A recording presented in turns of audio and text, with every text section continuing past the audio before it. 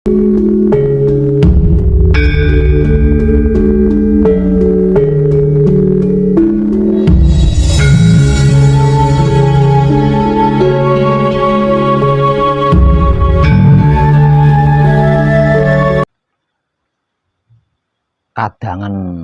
kita malam ini tentang sabda.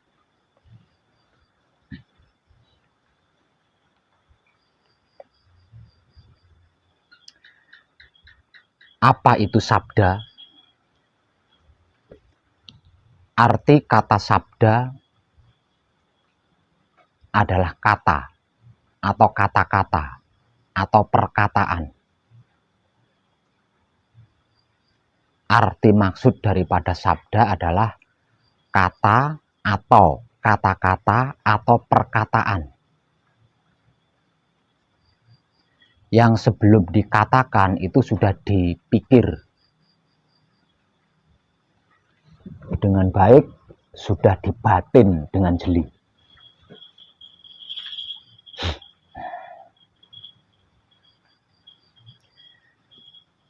Dikarenakan arti maksud daripada sabda adalah kata atau kata-kata atau perkataan, berarti semua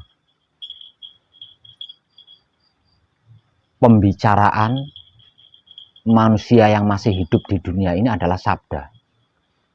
Artinya setiap manusia yang masih hidup di dunia ini adalah mengandung sabda atau ada sabda di mulutnya.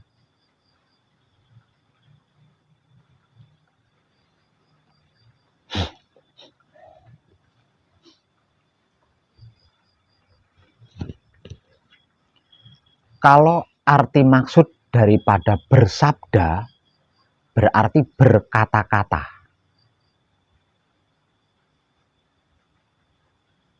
Kalau arti maksud daripada menyabda berarti menyatakan kata-kata tersebut.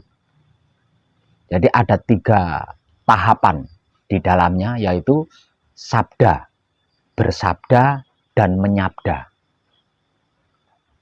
Sabda berarti belum terucap, belum menjadi suara melalui lisan.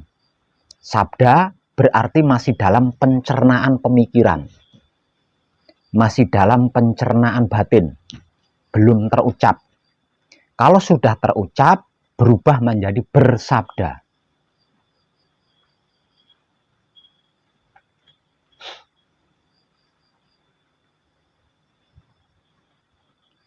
Kalau menyatakan atau membuktikan apa yang dikatakan, itu disebut menyabda. Nah, sesungguhnya antara sabda, bersabda, dan menyabda ini adalah ada di setiap diri manusia hidup.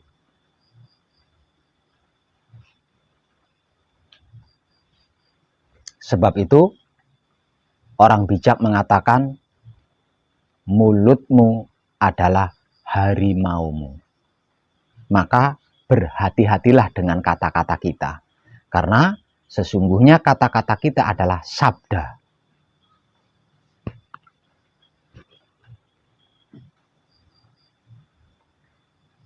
Namun mayoritas pada umumnya manusia hidup berkata-kata itu bukan atas kehendaknya sendiri. Jadi terlalu banyak perkataan-perkataan kita itu sesungguhnya bukan kehendak kita, melainkan refleks semata. Karena apa? Karena perkataan yang sesungguhnya itu adalah kata-kata yang direnungkan terlebih dahulu, kata-kata yang sudah dipikirkan terlebih dahulu. Kalau tidak melalui pemikiran-pemikiran, kalau tidak melalui perenungan-perenungan, sesungguhnya itu bukan kata-kata. Dan itu bukan kehendak kita, melainkan hanya sebatas refleks semata.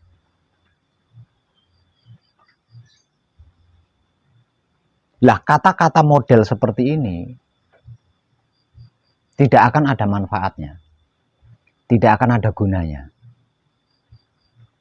Bahkan baik sekalipun yang dikatakan, seperti menasehati anak, menasehati teman, dan lain sebagainya. Jika tidak melalui pemikiran-pemikiran yang seksama, atau pemikiran-pemikiran yang jeli, atau perenungan-perenungan yang seksama, berteriak sekencang apapun, bisa dikatakan tong kosong. Tidak ada faedahnya sama sekali.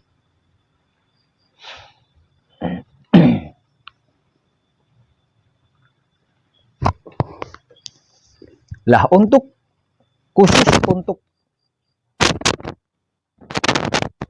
putra,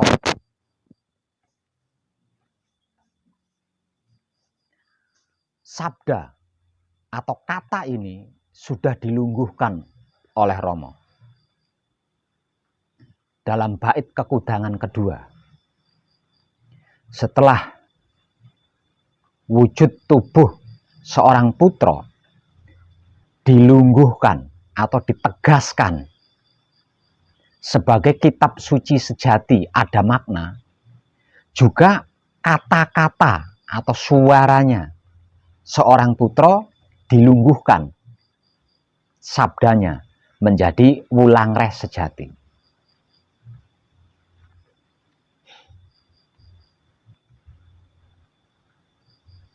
Di dalam pergaulan atau bermasyarakat, seorang putra kekudangane Romo itu butuh sabda ini. Karena jika sampai dia berkata-kata atau bersabda-sabda, tidak ada buktinya, tidak lebih dari tong kosong yang berbunyi nyaring tadi. Artinya apapun yang dia katakan, sekalipun itu tentang wahyu panca gaib, sesungguhnya itu bukan kehendaknya, melainkan refleks semata dikarenakan ditanya.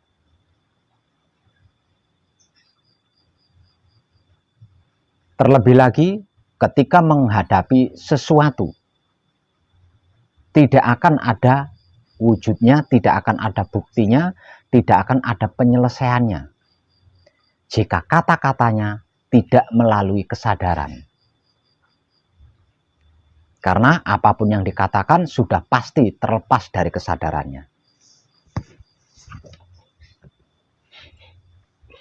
Itulah arti maksud daripada sabda atau bersabda dan menyabda.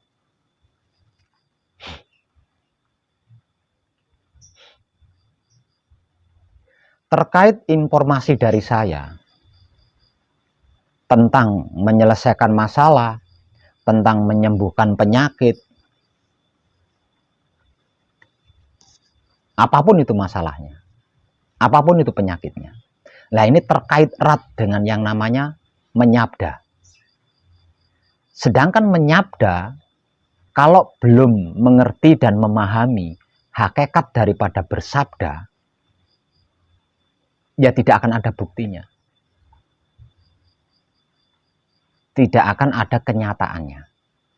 Sedangkan bersabda, kalau belum mengerti dan memahami arti maksud daripada sabda, ya tong kosong berbunyi nyaring.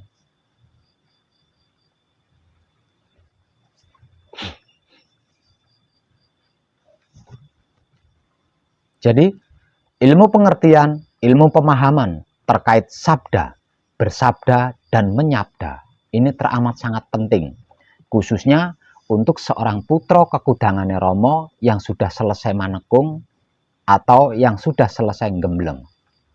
Karena ketika seorang putra kekudangane Romo yang sudah selesai manekung atau gembleng berkeluarga, bergaul, bermasyarakat, kedudukan sabda, bersabda, dan menyabda ini amat sangat penting perannya.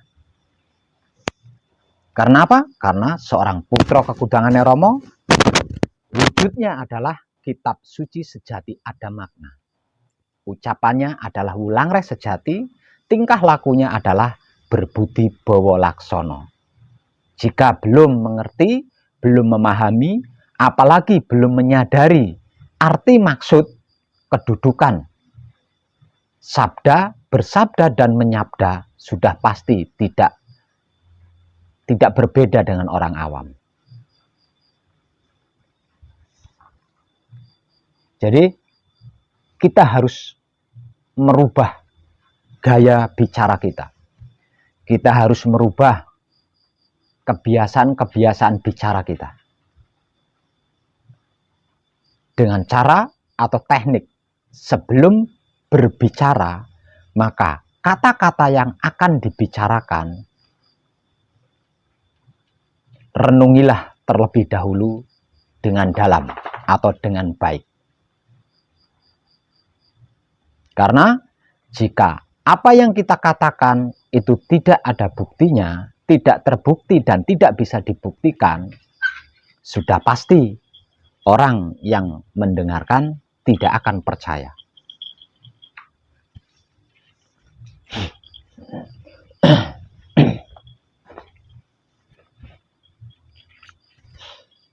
Selain itu, jika apa yang kita katakan, jika apa yang kita ucapkan ini tidak berhakikat sabda, tidak berhakikat bersabda, dan tidak berhakikat menyabda, maka tidak sinkron dengan wahyu pancagaib kita, tidak sinkron dengan wahyu pancalaku kita.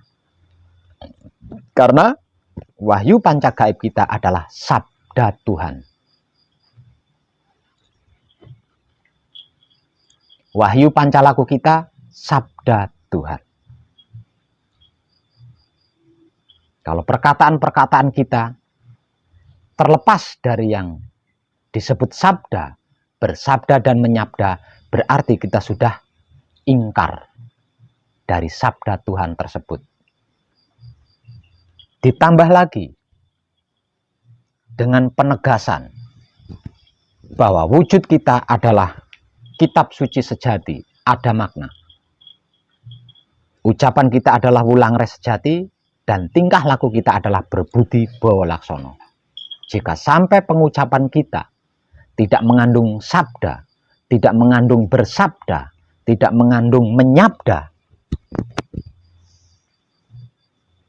sudah pasti itu ada perhitungannya.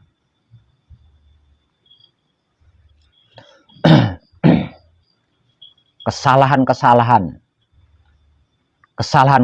kita yang dalam bahasa awamnya disebut dosa-dosa kita, itu terbanyak berasal dari mulut kita.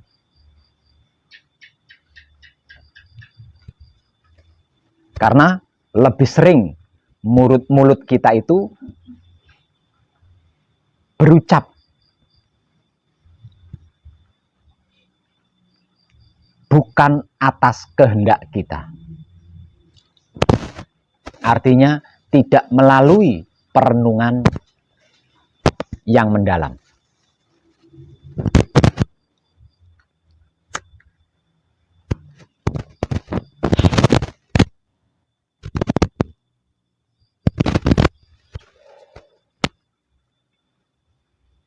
Sabda, bersabda atau menyabda, ini kaitannya sangat amat erat dengan yang disebut kesadaran.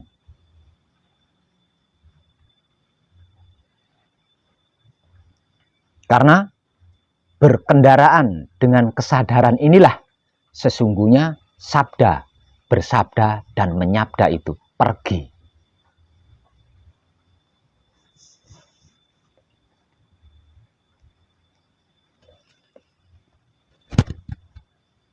Jika di antara kita ada yang bertanya tentang menyelesaikan masalah, tentang menciptakan sesuatu, menciptakan uang katakanlah seperti yang pernah saya tampilkan dalam video, kesadaran apakah yang saya gunakan pada saat itu? Tak lain dan tak bukan adalah kesadaran sabda yang kemudian saya sabdakan. Artinya kehendak saya pada saat itu saya olah terlebih dahulu. Saya masak terlebih dahulu, saya godok terlebih dahulu dengan kesadaran saya. Setelah keinginan, kehendak atau kemauan saya benar-benar matang, baru saya bersabda dan menyabdakannya.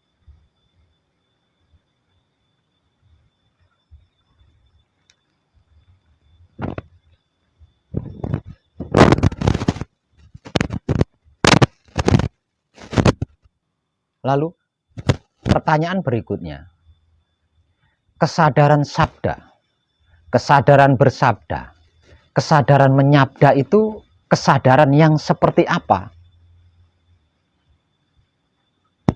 Ini agak rumit diungkap. Kecuali jika seorang putra kekudangan Romo itu mendapat amanah untuk membantu asmo sejatinya. Seorang kadang lungguh kepada diri pribadinya. Lah untuk para kadang yang ada di sini atau yang ada di luar sana yang mendapat amanah untuk membantu nglungguhake asmo sejatinya kadang lain, maka berhati-hatilah, banyaklah belajar di situ. Karena proses awal hingga akhir itu adalah prosesnya sabda, bersabda dan menyabda.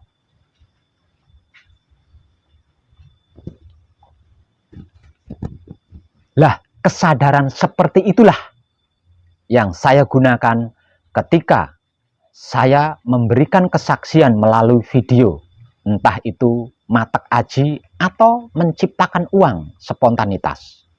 Lah, kesadaran itulah yang saya gunakan.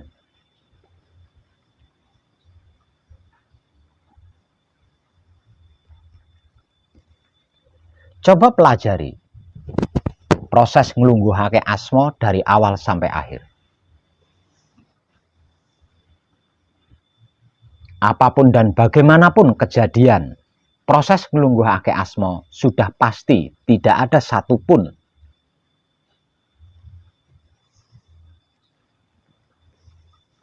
yang lepas dari perenungan panjenengan sendiri sebelum melakukan proses nglungguhake asmo. Artinya sebelum action nglungguhake asmo pasti sudah terjadi terlebih dahulu perenungan-perenungan di dalam diri panjenengan.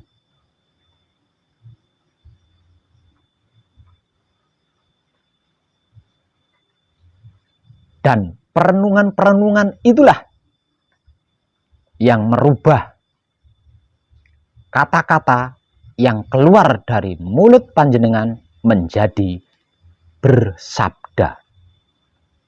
Dikarenakan sabda yang keluar dari mulut itu menjadi bersabda, maka kejadiannya menjadi menyabda, menjadi kenyataan. Kenyataannya apa? Kenyataannya mau blekak-blekuk model apapun ketika proses nglungguhake asmo, dan setelah selesai asmonya dilungguhkan, yang asmo sejatinya dilungguhkan mendapatkan klik.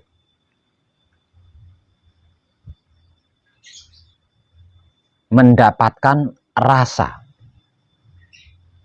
Mendapatkan respon dari asmo sejatinya sendiri.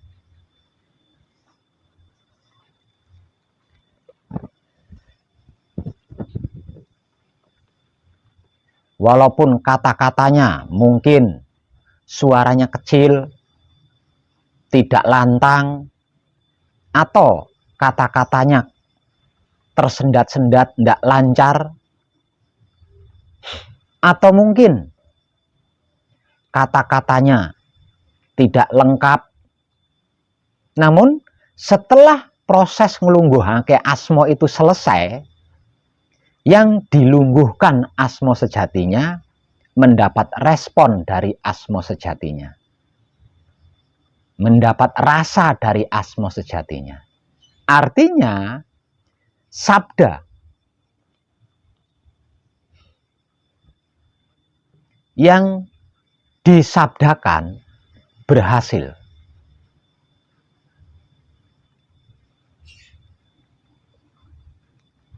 Kata-kata yang dikatakan menjadi kenyataan. Arti maksudnya, kata-kata yang dikatakan menjadi kenyataan. Kenyataannya apa? Kenyataannya yang dilungguhkan asma sejatinya mendapat respon. Itu kenyataannya. Mendapat rasa, mendapat tenang, mendapat pergerakan. Itu kenyataannya. Lah, kesadaran itulah yang seharusnya digunakan ketika menyabda. Jika bukan kesadaran itu yang digunakan ketika menyabda, ya tidak ada kenyataannya. Tidak ada kenyataannya. Sekalipun ada kenyataannya jarak beberapa hari kemudian. Tidak spontanitas di saat menyabda. Seperti ketika proses nglungguhake asma sejati. Proses nglungguhake asma sejati, kenyataannya kan spontanitas. Artinya seketika itu. Tidak nunggu beberapa jam kemudian atau beberapa hari kemudian.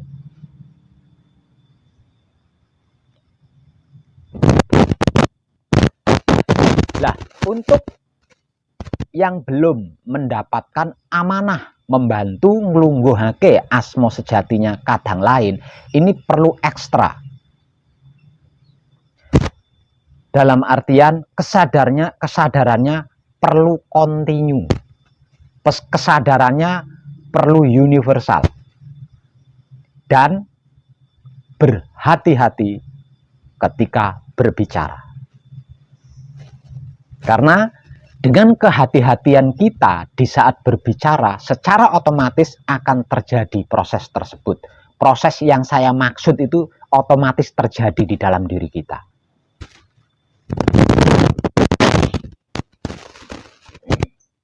Simpel katanya,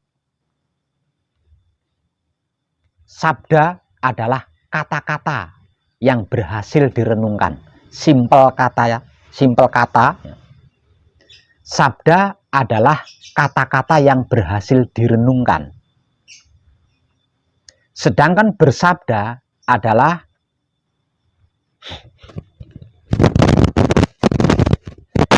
keberhasilan mengucapkan kata-kata yang sudah direnungkan tadi.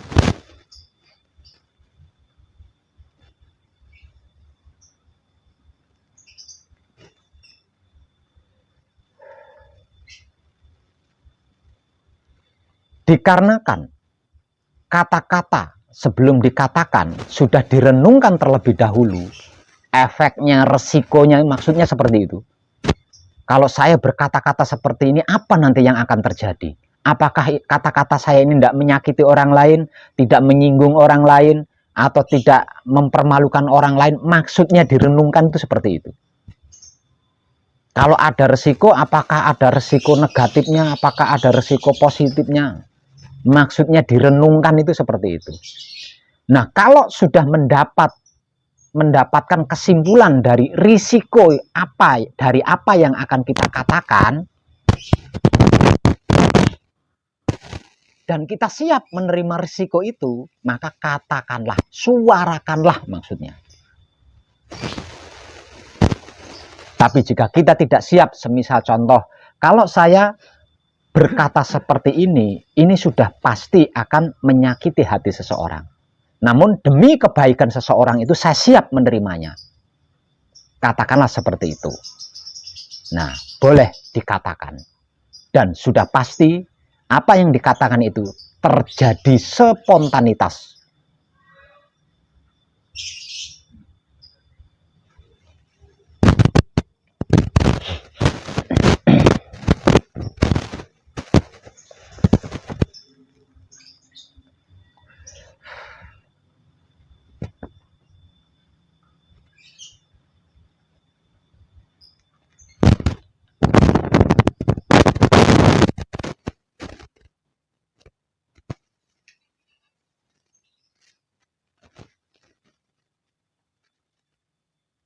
Tentang menyabda,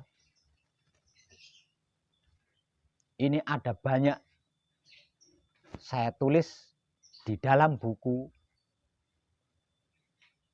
yang selalu saya hadiahkan kepada siapapun yang berhasil menyelesaikan manekung atau gembleng. Suatu saat kalau panjenengan sudah selesai, panjenengan akan mendapatkan buku itu. Maka pelajari.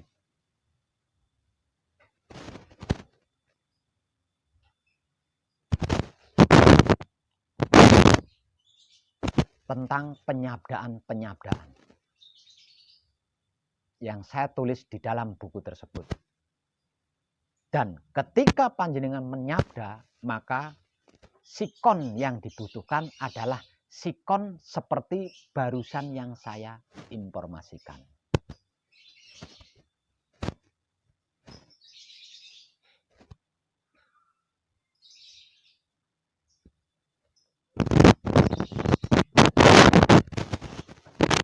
Dan sesungguhnya ini bukan hanya milik seorang putra Kekudangane Rama. Semua manusia yang masih hidup di dunia ini, di dalam dirinya mengandung sabda, bersabda, dan menyabda.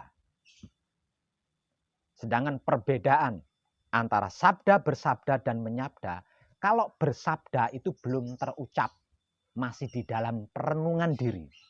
Sedangkan bersabda itu sudah terucap, sudah keluar dari mulut, sudah menjadi suara, sudah menjadi kata-kata melalui lesan. Sedangkan menyabda itu adalah kliknya daripada apa yang dikatakan.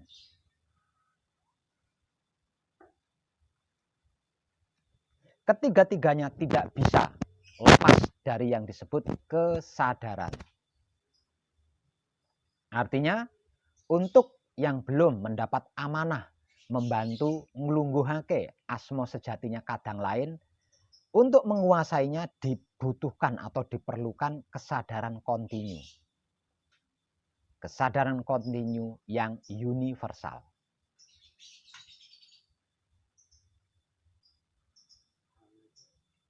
Monggo.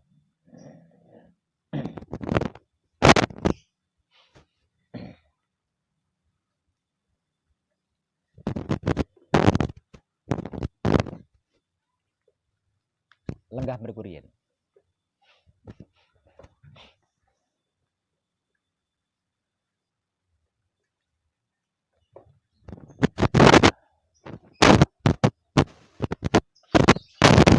Bisa dipahami ya?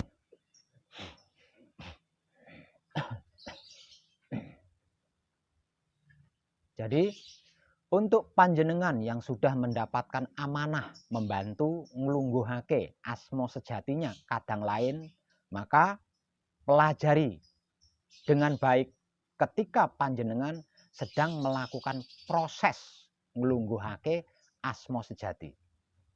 Karena di dalamnya ada sabda, ada bersabda, dan ada menyabda.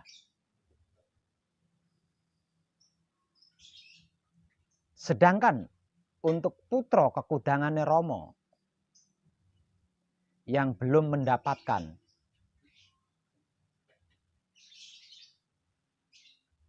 amanah membantu nglungguhake asma sejatinya kadang lain, maka pelajari pelajaran tentang nglungguhake asma sejati. Di dalam buku yang saya bekalkan itu ada tata cara nglungguhake asma sejatinya kadang lain. Pelajari di situ, dan mau tidak mau untuk menguasainya maka harus melakukan praktek membantu nglungguhake asma sejatinya kadang lain.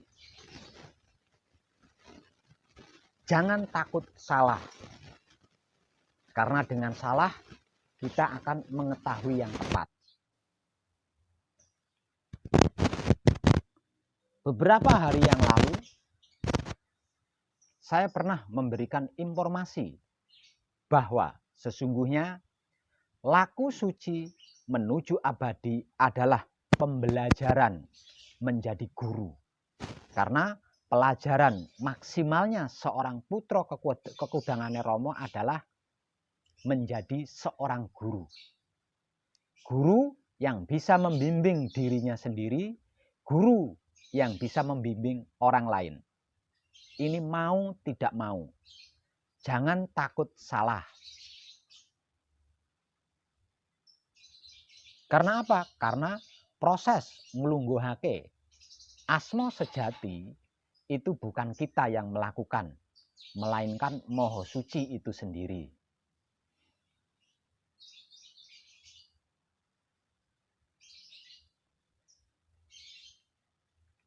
Kita hanya dijadikan sebagai alat.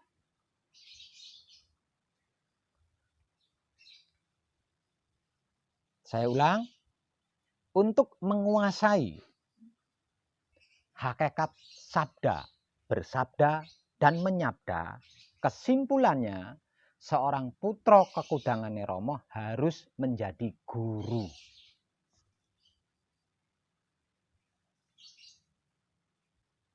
Untuk bisa menguasai sabda, bersabda, dan menyabda, seorang putra kekudangane Rama harus menjadi guru.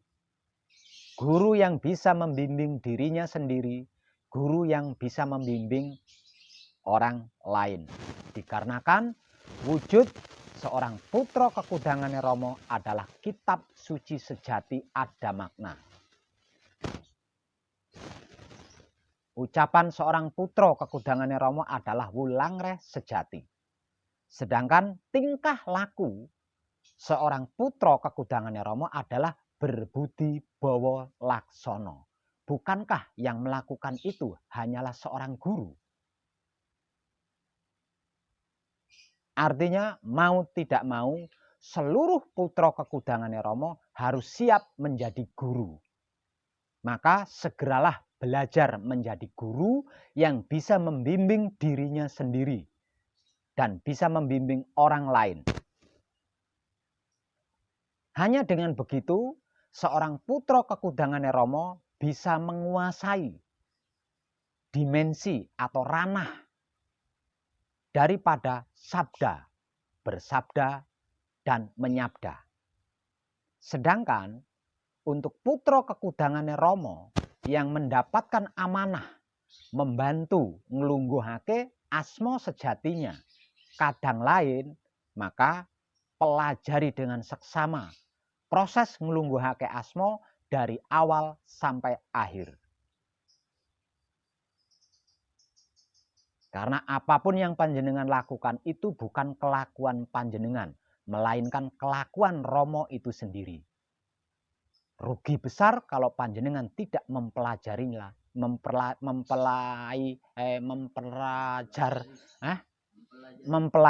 dengan seksama.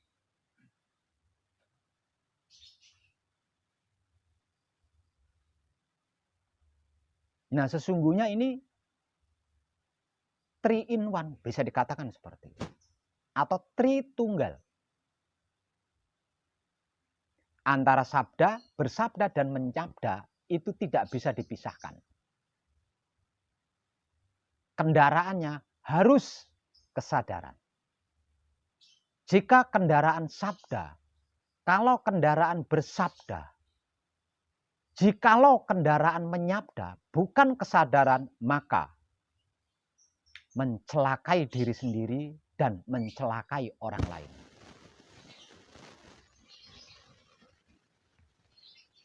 Karena apa? Karena sama halnya, tidak berbeda dengan kutukan. Sama sekali tidak berbeda dengan kutukan. Jika sabda bersabda, menyabda ini tidak berkendaraan kesadaran, maka dia berubah menjadi kutukan. Yang namanya kutukan, kedua belah pihak mendapatkan. Sebab karena itu, orang bijak mengatakan mulutmu adalah harimaumu. Dan mayoritas pada umumnya manusia hidup di dunia ini, kecelakaannya, kegagalannya, dosanya, kesalahannya terbanyak akibat dari mulutnya sendiri.